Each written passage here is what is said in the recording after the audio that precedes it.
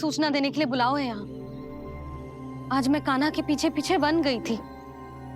वहां मैंने कछु ऐसा देखो है जिसकी कल्पना करना भी असंभव है। मैंने एक बहुत विचित्र मानव देखो वहां, जो मानव जैसा भी ना था। जो भी था ना, साधारण जीव तो ना था। पर जसोदा, ऐसो कैसे संभव हो सकता है? क्या बुद्धि लगाई है यशोदा ने। मेरे सामने एक ना चली तो अब गोपियों को अपनी योजना में सम्मिलित कर रही है। आप तो मेरा विश्वास करो मौसी, मैं सच्ची कह रही हूं। उसका तो सर भी विचित्र था।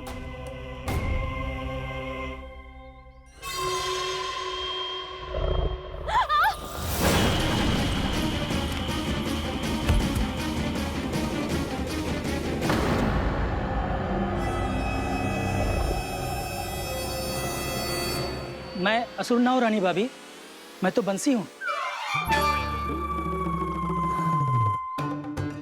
बंसी, तू यहाँ क्या कर रहा है?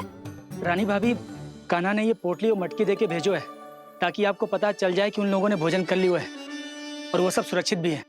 तू उन्हें अकेला छोड़ के यहाँ आ गया है और ये भी कह रहे हो कि वो सुरक्षित है। इतनी भी क्या शीघ्रता है वत्सासुर? ये जाल है, इसका छल है, पर मैं इसके बहकावे में नहीं आऊंगा।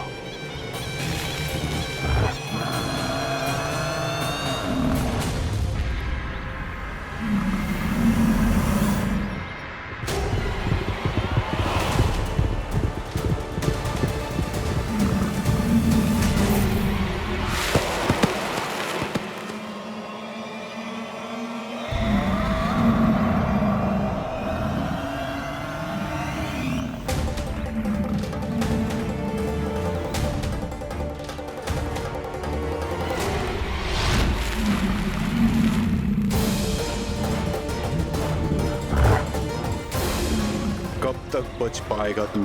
और स्वयं बच भी गया तो इन बालकों के प्राणों की रक्षा कैसे करेगा? यदि तू अपनी हार स्वीकार नहीं करेगा तो इन सबको अपने पांव के नीचे कुचल दूंगा मैं।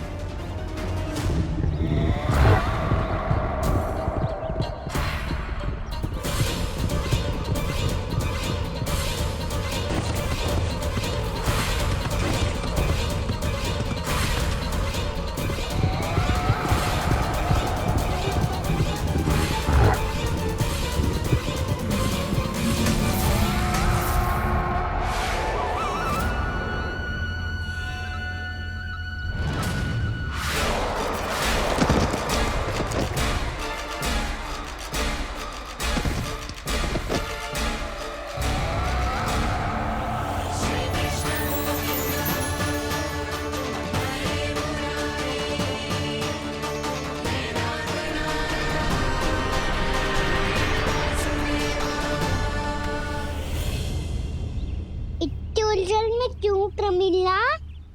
रामीला, पर मैं तो वत्सासुर हूँ। अब हो, पर वत्स से पहले तो प्रमिला थे। माँ भली असुर। तो फिर मैं वत्सासुर कैसे बना प्रभु? एक बार तुम वहाँ ऋषि वशिष्ठ के आश्रम गए थे। यक्षो, गंधर्वों और देवताओं तक को पराजित करके जिसने अपने अधीन कर लिया, वो मुरुपुत्र प्रमिलासुर आपके द्वार पर खड़ा है। महर्षि वशिष्ठ स्वागत नहीं करेंगे। द्वार पर खड़ा व्यक्ति देवता या असुर नहीं होता है प्रमिला, वो तो बस एक अतिथि होता है और अतिथियों का स्वागत करना हमारी परंपरा है। आओ। पर वो नहीं जानते थे। अभिमान तुम्हारे विवेक को निकल चुका था। आपने हमारा स्वागत तो कर लिया महर्षि, परंतु यहाँ तो हमारे बैठने के लिए उचित स्थान तक नहीं है। हे माता नंदिनी, असुर राज के लिए आसन की व्यवस्था कीजिए।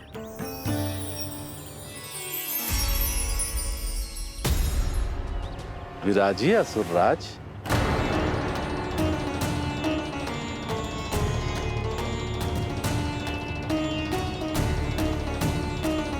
अब जब आपने मुझे बैठने के लिए कहा ही है तो भोजन की व्यवस्था तो होनी ही चाहिए।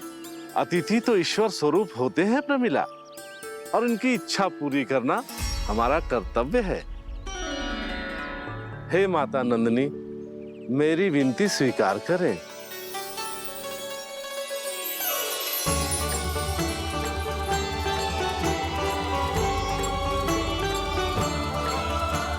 आरंभ करो प्रमिला। ये तो बहुत ही चमत्कारी गाय है, किसी भी मूल्य पर इसे प्राप्त करना ही होगा मुझे।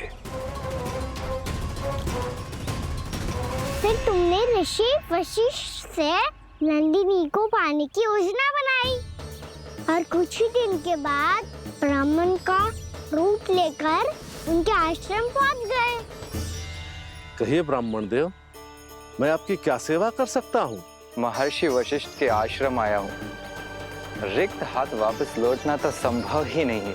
ईश्वर की कृपा से आपके मन में जो है वो सब मिलेगा। अपनी इच्छा प्रकट कीजिए ब्राह्मण देव।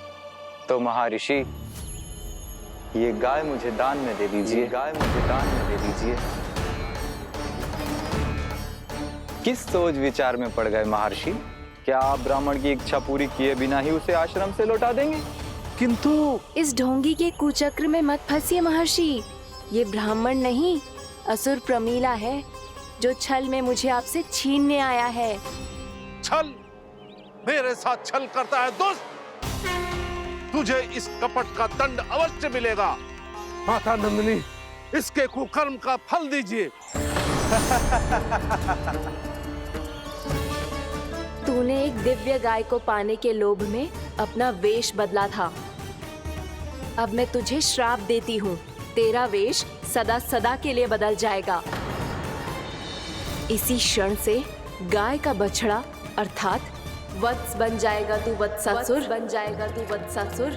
ये क्या हो रहा है मुझे?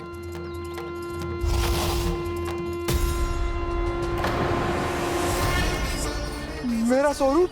हाँ। मुझे क्षमा करें मां नंदिनी, अपना श्राप वापस ले लीजिए। महर्षि, मेरी रक्षा करें। महानंदिनी, मुझे क्षमा कर दीजिए। भूल हो जाने के बाद उसे सुधारने का एक अवसर तो सभी को मिलना चाहिए माँ। इसे क्षमा कर दीजिए माँ, इसे अपनी भूल का पश्चाताप है। आपसे अधिक और कौन जानता है महर्षि, दिया हुआ श्राप वापस नहीं लिया जा सकता। पर मैं तुम्हें वरदान देती हूँ, तुम्हें वत्सासुर के रूप में केवल द्वापर युग तक रहना होगा। उसके बाद स्वयं प्रभु श्री विष्णु के अवतार तुम्हें मुक्ति प्रदान करेंगे।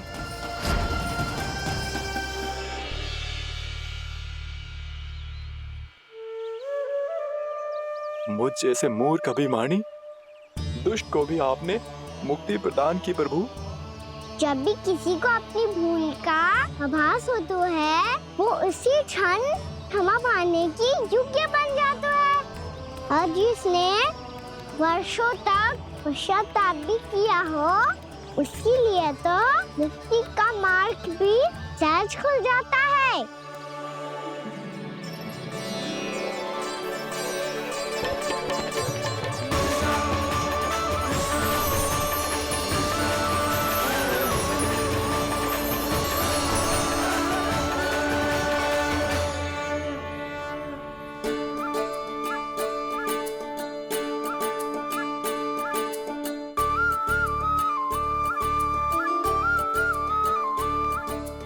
यशोदा,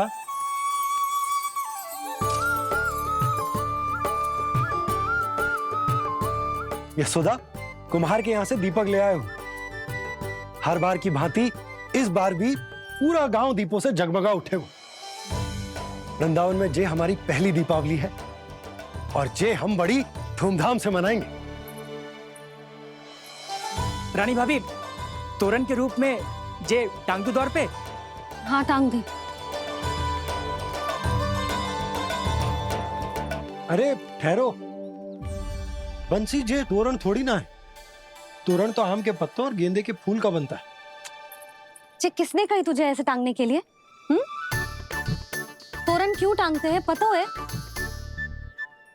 हे नारायण, तोरण इसलिए टांगते हैं ताकि बुराई और नकारात्मकता को हम द्वार के बाहर ही रोक दें और भीतर उन शक्तियों को आमंत्रित करें जो ऊर्जा, उत्साह और दिव्यता से भरी हो, जैसे मैया लक्ष्मी। रानी भाभी, ये बात समझ में ना आई कि तोरण में केवल आम के पत्तों और गेंदे के फूलों को ही क्यों लगाया जाता है? वो इसलिए बंसी, क्योंकि आम के पत्ते घर के भीतर की दूषित वायु को खींचकर बाहर निकाल देते हैं और किसी भी प्रकार की नकारात्मक ऊर्जा को उसका हरा रंग घर के भीतर प्रवेश ना करने देते और आंखों को शांति और सुखद अनुभव कराते हैं, वो बात अलग। इसी प्रकार से गेंदे के फूल भी किसी भी प्रकार की नकारात्मक ऊर्जा को घर के भीतर प्रवेश ना करने देते और उनकी गंध से कीड़े मकोड़े भी घर से दूर ही रहते हैं। समझ में आई बात?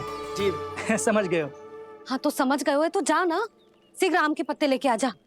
जी। यशोदा, अपने कान्हा के गौचारण से लौटने की प्रतीक्षा में तुम जितनी व्याकुल हो ना, उतना व्याकुल तो अयोध्यावासी भी ना थे भगवान श्री राम के वनवास से लौटने पर। हर मैया के लिए उसका लल्ला श्री राम ही होता है। अच्छा एक बात बताओ, तुम अपने श्री राम, मेरा अर्थ है कि तुम्हारे लल्ला की प्रतीक्षा ऐसे ही भूखे प्यासे खड़े रहकर इस द्वार पर करने वाली हो क्या? भोजन की स्मृति सता रही है आपको? अपने लल्ला की कोई चिंता ना है। सारे बालक वन में अकेले हैं, अब तो बंसी भी यहाँ आ गए हैं। नारायण ही रक्षा करे उन सबकी, कहीं कोई अनहोनी ना हो जाए। इतने घने वन में कहीं कोई पशु या कोई राक्षस आ गो तो? अभी तो कह रही थी कि तुम्हारा लल्ला श्री राम है। श्री राम तो 14 बरस का वनवास काटकर सुरक्षित अपने घर लौट आए थे। तुम्हारा लल्ला तो सवेरे गया है गौचरण को, गोधूली के पहले वापस आ जाएगा। चिंता मती करो यशोदा, अकेले रहकर सब संभालेगो तभी तो हर परिस्थिति का सामना अच्छे से कर पाएगो।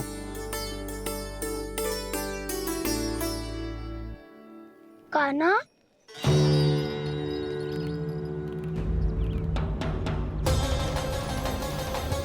अब की बार तो पूरा फंस गया। अब इस स्थिति को कैसे संभालूं? जी कैसे हो? जी वत्स तो हमारो ना है। जी वत्स तो है ही ना। जी तो एक बहुत भयानक राक्षस लग रहा है। राक्षस? सच्ची बता कान्हा, जे तूने तो ना कियो? है जा कान्हा, हम घर लौट जाएंगे। अब पहरा देने की मेरी बारी है। आप जाओ और विश्राम करो। वन में आने से लेकर अब तक जो भी हुआ है सब तुम्हारी योजना का ही भाग है और अब ये भी तुमने ही किया है ना कान्हा? मुझे आप नहीं पहचानोगे तो और कौन पहचानेगा दाऊ? पर अब समझ ही गए हो तो बस देखते ही मत रहो, सईठा भी करो, स्मरण करो क्या है मेरा सत्य। स्मरण करो? मैं कौन? बोल कान्हा, सत्य बता। तू नहीं करो अजय? इतना बड़ा वत्स, बल्कि वत्स भी नहीं, इतना बड़ा राक्षस और इतना छोटा सा कान्हा। उज्जवल अपने बड़बोलेपन में कुछ भी बोलने लगते हो तुम। भला कान्हा में इतनी शक्ति कहाँ जो इतने बड़े राक्षस की ये दशा कर पाए? तो फिर ये किसने करो जे? ये कार्य तो बस श्री नारायण ही कर सकते हैं, है ना कान्हा? इतनी क्षमता तो उन्हीं में हो सकती है, पर सखाओ इसके बारे में गांव में किसी को पता ना चलना चाहिए। क्यों? क्योंकि यदि हमारे माँ को पता चल गया कि यहाँ कुछ ऐसा हुआ है तो फिर कल से हम में से कोई भी यहाँ ना आ पाएगा। तो फिर गांव में ही खेलना छुपन छुपाई। उन सब का तो केवल वन आना बंद होगा, पर मेरी मैया तो मुझे घर से बाहर निकलने ही ना देगी। नाना, हम किसी को कछु ना बोलेंगे, है ना सखाओ? हाँ।